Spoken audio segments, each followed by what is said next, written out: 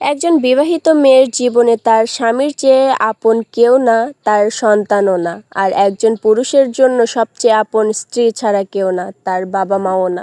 একটু ভালো করে ভাবলেই দেখবেন যে স্বামী স্ত্রীর সম্পর্কটা কেমন। আগে থেকে চেনা নাই, জানা নাই, কখনো দেখা নাই, রক্তের কোনো সম্পর্ক নাই। তবুও এই সম্পর্কটাতে এত মায়া, এত ভালোবাসা, এত টান। কারণ কি জানেন? এটা হলো জান্নাতি সম্পর্ক।